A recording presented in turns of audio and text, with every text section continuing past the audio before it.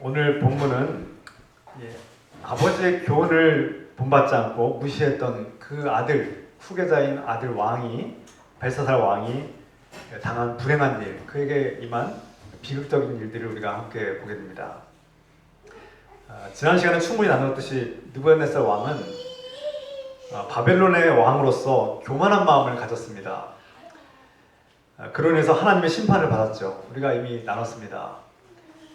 그러나 이 느부갓네살 왕은 그 고난 가운데 자신의 죄악과 어리석음을 깨달았고 회개함으로써 자신이 얼마나 보잘것없고 연약한 자인지를 깨닫고 세상에서는 신격화되고 왕권으로서 세상을 쥐락펴락하고 사람을 살리기도 하고 죽이기도 하는 그런 왕이지만 결국 하나님께서 내치시면 그는 아무것도 아닌 존재라는 것을 그는 깨닫고 겸손한 마음으로 하나님을 찬양하고 주님의 주권을 인정하는 그런 사람이 되었다는 것입니다.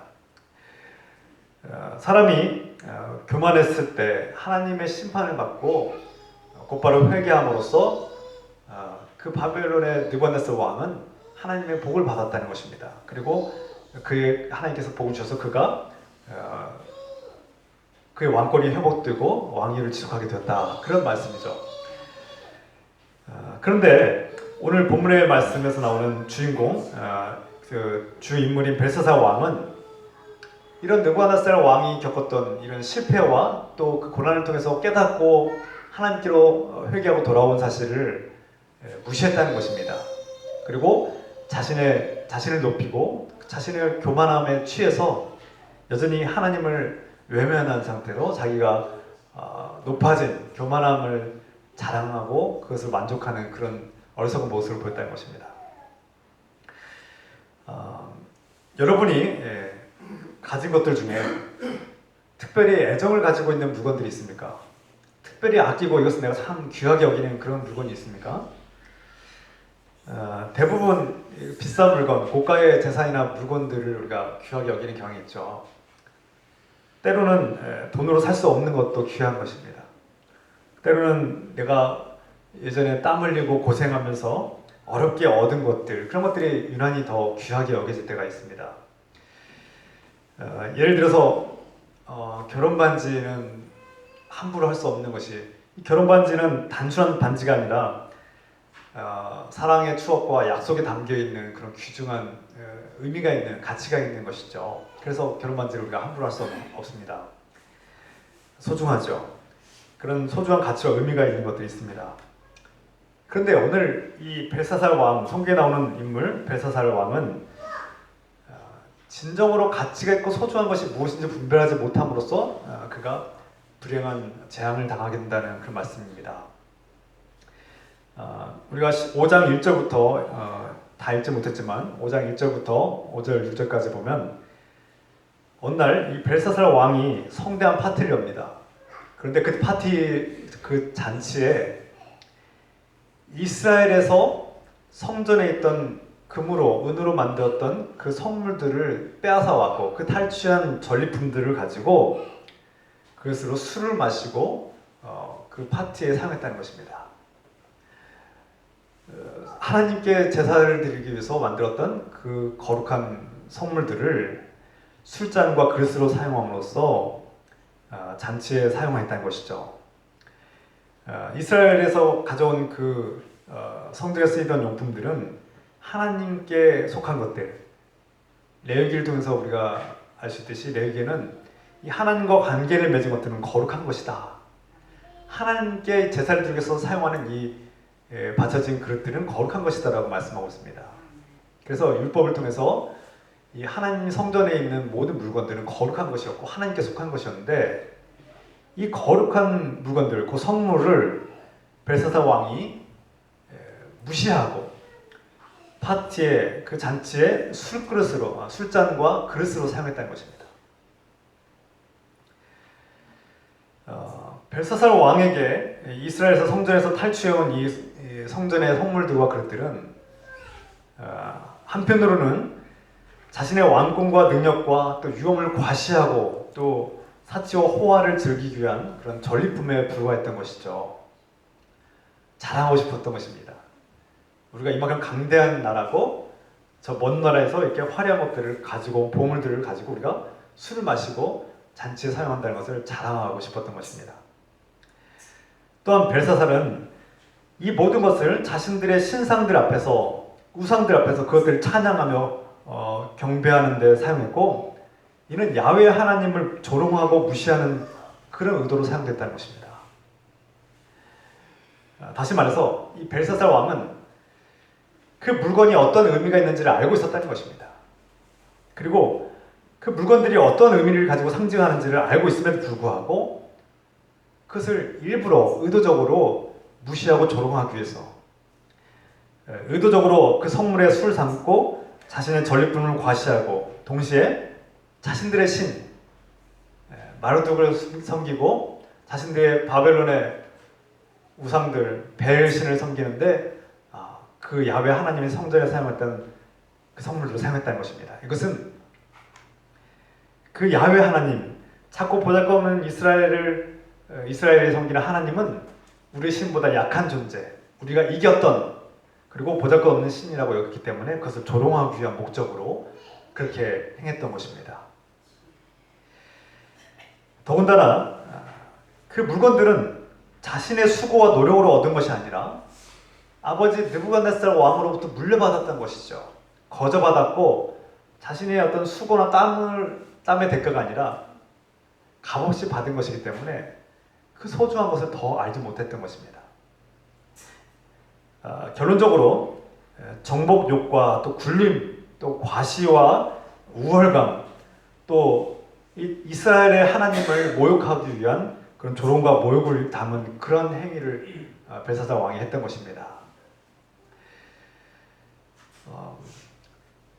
왕이 이 잔치를 벌이고 있는 가운데 이 잔치가 무르익었을 때 갑자기 벼랑간 그 왕의 화려하고 큰 웅장한 벽 한가운데 왕이 보이는 그 벽 한가운데 갑자기 사람의 손 같은 그 손이 나타나서 글씨를 쓰기 시작한다는 것입니다.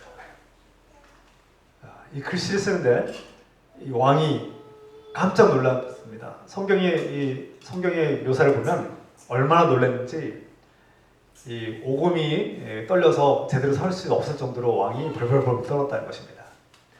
이 제국의 바벨론 왕이라는 것은 이 권세는 세상에 두려운 것이 없는 사람입니다. 이 왕의 권세가 얼마나 막강한지 왕의 옆에 두려운 나라도 어떤 적도 없고 왕의 그 두려움이라는 것은 없는데 이 왕이 두려움에 떨었다는 것은 그만큼 이 사건이 그에게는 큰 충격으로 와닿았다는 것을 의미하고 있습니다. 막강한 힘과 권력과 군사력과 부를 가진 왕은 이 모든 것을 통제하고 통치할 수 있습니다. 왕의 가장 두려운 존재는 통제가 되지 않는 것입니다. 이 영적인 세계. 그런데 이 왕들은 그 우상들마저도 통제할 수 있었습니다. 그 제사장들을 통제함으로써 제사장들이 그 신을 또 통제할 수 있다고 믿었던 것이죠. 그런데 눈에 보이지도 않는 어떤 존재가 나타나서 벽에 글씨를 쓰니까 깜짝 놀란 것입니다. 그것은 군사력으로 자기 힘과 권력으로는 어떻게 할 수 없었던 것이죠.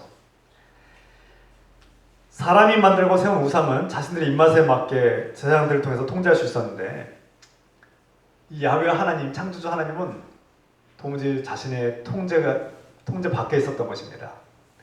두려울 수밖에 없었죠. 그 궁전 벽에 쓰여진 글귀, 경고의 글귀는 바로 25절 말씀처럼 메네 메네 데겔 우바르신이라는 그런 글귀였습니다. 아람어라고 하시는데요. 이 글귀를 왕이 해석하라고 명령을 내렸지만 어떤 지혜자와 점술가와 어떤 지혜자들도 지식인들도 이 글귀를 해석하지 못했습니다. 결국 이 벨사살 왕은 수소문 끝에 왕후가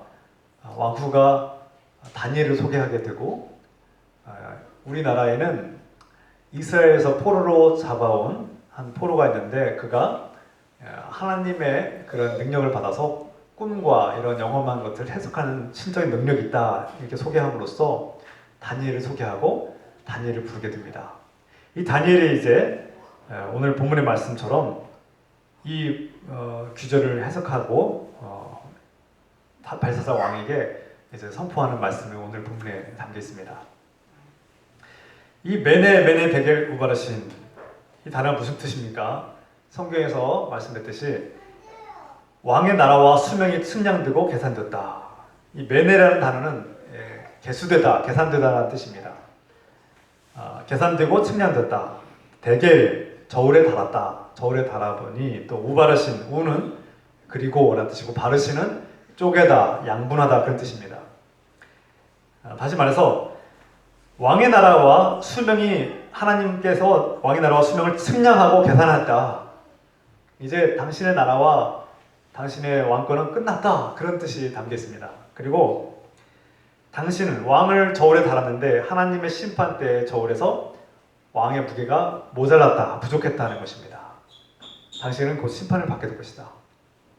그리고 이 나라는 절반으로 쪼개질 것이다. 메데와 바사는 페르시아와 메디아로 이렇게 쪼개진다라는 의미입니다. 결국 오늘 30절, 31절 말씀처럼 이 말씀을 듣고 다니엘의 이 해석과 선포를 들은 벨사살 왕은 그날 밤에 죽임을 당하고 그의 왕권은 끝났을 뿐만 아니라 그 인생도 끝났고, 그 나라는 다리오, 메데 사람 다리오가 왕위를 차지함으로써 바사와 메데와 페르시아로 이렇게 양분되고 쪼개지는 그런 비극을 경험하게 됩니다. 성경은 교만하게 군림하던 이 벨사살 왕이 하나님의 심판을 받았음을 분명히 선포하고 있습니다. 동시에 성경은 중요한 메시지를 함께 선포하고 있습니다. 벨사살 왕이 하나님의 이 심판의 경고를 듣자마자, 곧 다니엘의 심판과 이 해석을 듣자마자 회개했다면 어땠을까요? 역사가 바뀌었을 것입니다. 우리는 벨사살 왕이 하나님의 심판을 받았구나, 그가 교만하는 왕이었고 그냥 심판을 받았구나라고 끝날지 모르겠습니다만, 성경이 원하는 것은 벨사살 왕이 하나님의 경고의 말씀을 듣고 곧바로 회개하기를 원했다는 것입니다. 하나님께서 우리에게 경고하실 때는, 말씀하실 때, 또 책망하실 때는 우리를 죽이려고 하는 것이 목적이 아니다, 우리를 멸망시키려고 하는 것이 목적이 아니라고 말씀드렸습니다. 하나님께서 우리에게 경고하실 때는 우리가 회개하고 돌아오기를 원하시기 때문에 경고하신 것입니다.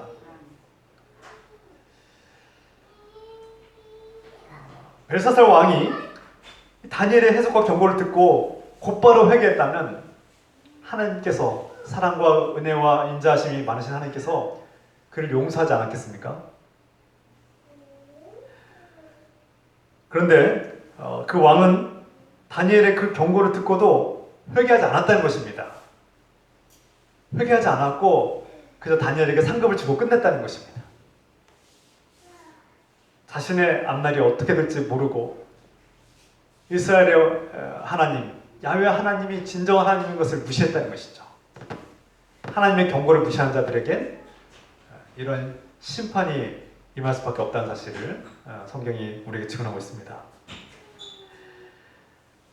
다만 왕은 다니엘의 이 해석이 기분이 나빴을 수도 있고, 자기 나라가 쪼개지고 자기 왕권이 이제 곧 끝날 것 같은 이런 불길한 경고가 기분이 좋을 리가 없죠. 그럼에도 불구하고 자신이 왕으로서 한 약속, 이 왕의 유신과 체면을 지키기 위해서 어쩔 수 없이 이 다니엘에게 상을 내렸을 뿐입니다.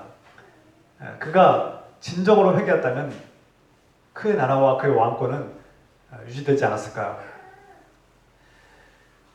벨사살 왕은 한낱 변방 국가인 이 패망한, 자신들이 멸망시킨 이스라엘의 포로가 해석해준 이 다니엘의 해석을 듣고 그들이 믿고 있는 야훼 하나님의 경고는 무시해버려도 된다고, 자신의 신 마르둑과 벨이 더 강력하고 자신들을 보호해준다고 믿었던 것입니다. 결국 그의 나라와 그의 생명과 왕권은 모두 끝나고 말았습니다. 여러분, 하나님의 경고의 말씀, 하나님의 말씀을 무시한 자의 비극을 우리가 보면서 우리가 교훈을 삼읍시다. 다니엘이 경고합니다. 오늘 22절 말씀처럼 왕이시여, 당신의 아버지 느부갓네살이 하나님의 심판을 받고 경고를 받아서 큰 고난을 겪은 것을 알지 못합니까? 그것을 다 보고 경험했음에도 불구하고 어찌하여 그 교훈을 따르지 않습니까? 라고 경고합니다. 여러분, 하나님께서 우리에게 말씀을 통해서 경고하고 있는데 그 교훈을 듣고도, 그 말씀을 듣고도 깨닫지 못하고 자기 욕심대로, 자기 생각대로 살아간다면 그 삶의 결말은 어떻겠습니까? 결국 벨사살 왕과 같이 비극적인 죽음의 운명에 처하게 될 것입니다. 벨사살 왕의 아버지 느부갓네살 왕은 교만했습니다. 그로 인해서 하나님의 징벌을 받았습니다. 그러나 중요한 것은 그 징벌 가운데서 그는 깨달았고 그 깨달음 속에서 회개하며 겸손한 마음으로 주님의 주권을 인정하고 회개하고 경배하며 주님께 나아갔다는 것입니다. 여러분, 회개하는 사람에겐 소망이 있습니다. 그러나 그 아버지의 교훈을 망각하고 무시한 아들의 이 벨사살의 삶은 결국 비극으로 막을 내리게 된 것이죠. 요즘 최근에, 과거에도 그랬지만 요즘 들어서 더욱더 이 재벌 3세들의 문제가 사회적인 이슈로 이렇게 이슈가 되고 있습니다. 연달아 일어나는 그 재벌 3세들의 범죄 사건들을 보면서 우리가 사회적인 무리를 보고 있는데요. 할아버지는 가난하고 어려운 상황 속에서도 그 고난을 이겨내고 기업을 크게 일으켰습니다. 물론 그 기업을 일으키는 것이 정당했는지, 정말 정의롭게 올바른 방법으로 일으켰는지는 우리가 다시 생각해봐야 될 문제이지만, 적어도 그 할아버지 세대에서는 고생이 무엇인지, 그리고 그 기업을 일으키는 것이 얼마나 힘들고 어려운 일인지를 알고 있다는 것입니다. 그래서 귀하게 여기고 소중하게 여기고 중요함을 알았다는 것이죠. 의미와 가치를 알았다는 거예요. 그런데 이 세들은 어떻습니까? 이 세들은 아버지가 고생하면서 세운 그 기업이 아버지의 피땀이 담겨있는 것을 그래도 보았기 때문에 교훈을 받고 조금 거만하고 교만하지만 그래도 어떤 선을 넘지 않을 때가 있습니다. 아버지가 얼마나 피땀 흘려서 세운 그 고생을 한 것인지 알기 때문에 그나마 좀 어떤 선을 지키는 경향이 좀 있습니다. 그런데 더욱 심각한 문제는 3세들입니다. 이 재벌 3세들은 태어날 때부터 부유했고 부족함이 없이 자라고 풍족합니다. 그리고 모든 특권을 누립니다. 사회적 특권을 누리기 때문에 자신들이 특별한 존재로 여겨지고 교만하게 살아갑니다. 그래서 다른 사람들을 볼 때, 또 자신이 가진 모든 기업과 재산들을 볼 때 당연한 것을 여긴다는 거예요. 그 속에 담겨있는 피땀과 정말 고생과 고통과 소중함과 가치와 의미를 제대로 깨닫지 못하기 때문에 감사할 줄 모른다는 거예요. 거저받았기 때문에. 그래서 여러분, 부모로부터 거저받은 재산들은요, 오래가지 못할 때가 많습니다. 부모는 정말 한 푼 한 푼 아끼면서 모은 재산이지만 거저받은 자녀들은요, 그것이 소중한지 모르고 쉽게 탕진하는 경우가 대부분입니다. 그 3세들은 태어날 때부터 가정부와 운전사들을 섬김을 받으면서 특별 대우를 받는데 그들을 차별한 것을 당연하게 여깁니다. 반말은 기본이고 심지어 욕도 하고 짜증도 내고 화내면 막 함부로 하고 사람들 차별하고 굴림하는 법을 어렸을 때부터 배운다는 것입니다. 그리고 심지어 자신들은 이 사회에서 특권을 시키기 때문에 범죄를 해도 관대하게, 자신에게 지나치게 관대하게 적용한다는 거예요. 그래서 우리가 최근에도 계속해서 연달아서 뉴스를 통해서 알 수 있듯이 마약 같은 것들을 하는 거 아닙니까? 물론 일반인들도 하지만 자신들은 특권의식이 있기 때문에 해도 된다는 거예요. 대수롭지 않게 여긴다는 거예요. 그들의 교만함은 절정에 이르러서 때로는 횡령으로, 때로는 마약으로, 때로는 땅콩 사건으로, 때로는 운전기사에게 갑질과 폭언을 통해서 때로는 성폭력을 통해서 수많은 죄악들로 이 교만함이 폭로되게 된다는 것이죠. 결국 그들의 운명은 어떻게 됩니까? 벨사사과 같이 멸망의 길에 이르는 것이죠. 우리가 볼 때는 부족함이 없이 모든 것을 다 가진 사람 되지만 그것도 만족하지 못한 채 스스로 멸망의 길로 치닫는 것입니다. 여러분, 그리스도인들은 만족하는 법을 배워야 합니다. 그리고 자신이 가진 것들과 자신이 누리고 있는 것들에 감사할 줄 알아야 합니다. 감사할 줄 모르고 당연한 것으로 여길 때부터 재앙이 시작되는 것입니다. 벨사살이 그랬습니다. 이 벨사살 왕은 아버지 느부갓네살 왕이 이룬 그 업적과 풍요로움을 당연히 여겼고 그것들로부터 자신을 높였고 자신은 다른 존재, 특권의식을 가지고 교만한 마음을 가지고 야훼 하나님을 무시했다는 것입니다. 결국 야훼 하나님 앞에 그는 보잘것없는 그날 밤 죽임을 당하고 마는 하나님께서 그의 생명을 거둬가는 그런 비극을 맞게 되는 것입니다. 이런 불행의 모든 근원에는 하나님께서 그의 부모를 통해서 주시는 교훈을 본받지 않는 것도 포함된다는 것입니다. 그 아버지가 고통 속에서 하나님을 찬양하고 하나님께서 주신 은혜를 깨닫고 회복한 그 하나님과의 관계를 무시하고 그 아버지의 쌓은 업적들을 무시하고 그 가치와 소중함을 외면하는 교훈을 깨닫지 못하는 아들의 이 결말은 비극이라는 것이죠.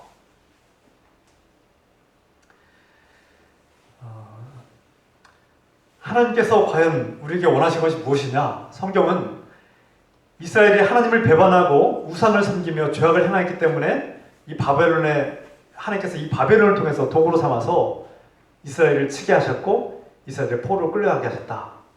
이미 이것은 예언되었고 경고를 받았으나 이스라엘이 무시함으로써 결국 비참하게 이루어진 역사적인 사건입니다. 그럼에도 불구하고 비록 이스라엘이 심판을 받아서 멸망당했을지라도 하나님의 이 역사는 이방 땅, 이 바벨론의 땅에서도 여전히 이루어지고 있고 절망적인 상황에서 비록 고통스럽게 살고 있는 이스라엘 백성들에게 여전히 하나님은 함께 하신다는 것을 보여주고 있습니다. 하나님이 마치 떠난 것 같고 우리를 심판하셔서 우리를 미워하신 것 같이 우리를 고통 속에 쳐넣으실 때가 있지만 그것은 우리를 죽이려고 멸망시키려고 하는 것이 목적이 아니라 우리가 하나님께로 돌아오길 바라시며 회개하기를 원하시기 때문에 우리에게 고난을 허락하신다는 것을 성경에 말씀하고 있는 것입니다. 뿐만 아니라 하나님은 범죄에서 당연히 받아야 될 심판을 받은 이스라엘 백성들을 불쌍히 여기시고 그들을 여전히 사랑하시며 도와주신다는 것입니다. 아담과 하와가 하나님 말씀에 불순종해서 비록 에덴 동산에서 쫓겨나고 죽음이라는 큰 고통을 겪게 되지만 하나님께서 그들을 불쌍히 여기셔서 가죽 옷을 입히시고 그들을 돌보시는 하나님을 우리가 알 수 있습니다. 하나님께서 우리의 죄에 대해서 심판하시고 그 징계를 내리실 때가 있지만 그 징계는 엄하고 무섭을 때가 있지만 하나님의 사랑은 여전히 에덴 밖에서도 아담과 하와와 함께 하시며 그들을 돌보고 사랑하시는 하나님의 그 사랑을 우리가 느끼길 소망합니다. 하나님은 징계 속에서도 징계와 심판 속에서도 우리를 사랑하시고 우리를 놓지 않으시고 우리와 함께 하시며 우리가 회개하며 돌아오기를 원하시는 은혜의 하나님이심을 우리가 깨닫길 소망합니다. 하나님은 때가 되면 이스라엘 백성을 구원하기 위해서 그들을 구원할 때를 기다리시고 그들이 회개하고 무르익기만을 기다리시는 하나님이심을 깨닫게 됩니다. 그래서 이 70년의 기한이 차면 하나님께서 다시금 이스라엘 백성들이 회복할 수 있도록 소망을 주셨다. 우리가 예레미야의 예언을 통해서 깨달을 수 있습니다. 우리가 때로는 가난의 어려움들과 때로는 질병의 고통과 여러 가지 살면서 당하는 고통들이 있을 수 있습니다. 그러나 그것은 영원하지 않습니다. 때가 되면 하나님께서 반드시 우리를 복된 길로 인도하실 수 믿습니다. 하나님께서 우리를 미워하셔서가 아니라 우리가 하나님께 회개하며 돌아오기를 원하시기 때문에 하나님과의 온전한 관계가 회복되기를 원하시기 때문에 그 고난을 허락하셨다는 것을 깨닫는 자가 복이 있습니다. 할렐루야. 하나님은 이스라엘 백성이 하나님 앞에 자신들의 죄를 철저하게 고백하고 회개하기를 기다리고 계시는 것입니다. 벨사살 왕이 다니엘의 경고와 그 심판의 경고와 해석을 듣고 곧바로 회개했다면 하나님께서는 그의 회개를 기쁘게 받아들이시고 그를 용서하시고 자비와 긍휼을 베푸셨을 것이 분명합니다.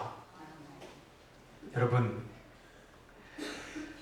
다윗도 죄를 지었지만 하나님 앞에 눈물을 흘리며 엎드려 회개함으로써 하나님의 자비와 긍휼을 얻고 왕권을 유지했습니다. 또 이방인 아수르 왕은 선지자 요나가 니느웨에서 너희가 멸망당한다, 하나님의 심판을 받고 이 도성이 다 멸망당한다라고 그렇게 선포했을 때 이 아수르 왕은 곧바로 금식하고 죄를 뒤집어쓰고 베옷을 입고 회개했다는 것입니다. 하나님을 알지도 못하는 이방 땅의 이 아수르 왕이 회개할 때 어떻게 됐습니까? 하나님께서 그 멸망하겠다는 그 심판의 선포를 철회하셨다는 것입니다. 하나님께서는 회개한 자에게 복을 주시고 그들을 구원의 길로 인도하시는 분이십니다. 오늘 모든 것을 아시는 하나님께서 그분의 능력으로 우리를 계산하고 저울질하며 한치 오차도 없이 정확하게 우리를 측량하신다는 말씀을 또한 깨닫게 됩니다. 문제는 이 하나님의 측량 앞에, 이 계산 앞에 모든 사람이 다 부족하고 문제가 있다는 것입니다. 그래서 이 세상 사람들은 왕이나 권력자나 지위가 높든 낮든 부자나 가난한 자나 모두에게 이 하나님의 측량대 앞에서 이 하나님의 정의의 이 저울 앞에 다 부족하다는 거예요. 벨사살만 부족하냐? 아니라는 것입니다.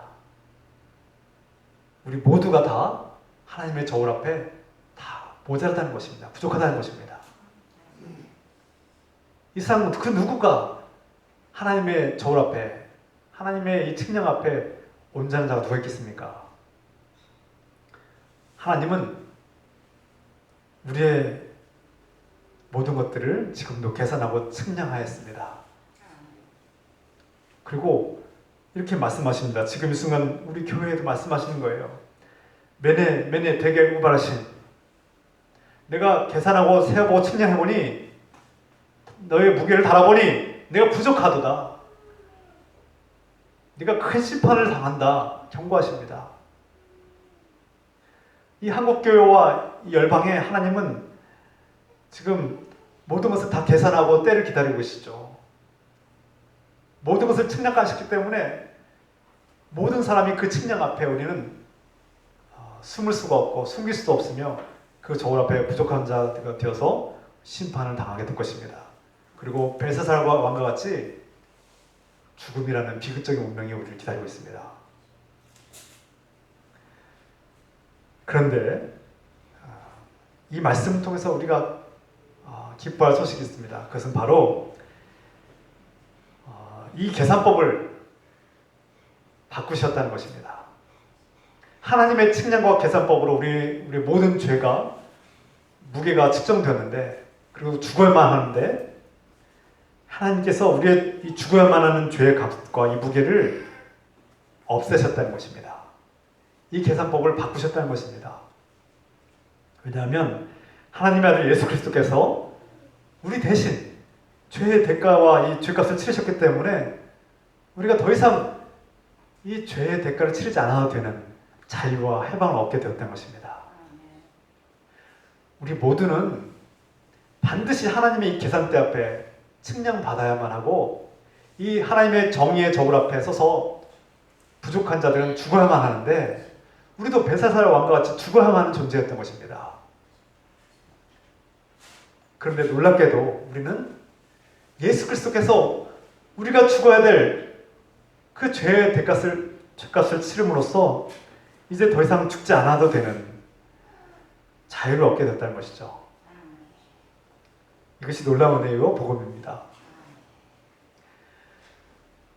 믿음으로 약속을 상속받는 사람은 복이 있습니다. 벨사살 왕은 느부갓네살 왕의 그 믿음을 본받지 않았고 무시했습니다. 그로 인해서 하나님의 심판을 받고 재앙을 받았는데, 히브리서 6장 12절 말씀, 여러분은 게으른 사람이 되지 말고 믿음과 인내로 약속을 상속받는 사람들을 본받는 사람이 되어야 합니다. 여러분들은 믿음의 사람들, 또 인내로 약속을 받은 사람들을 본받고 있습니까?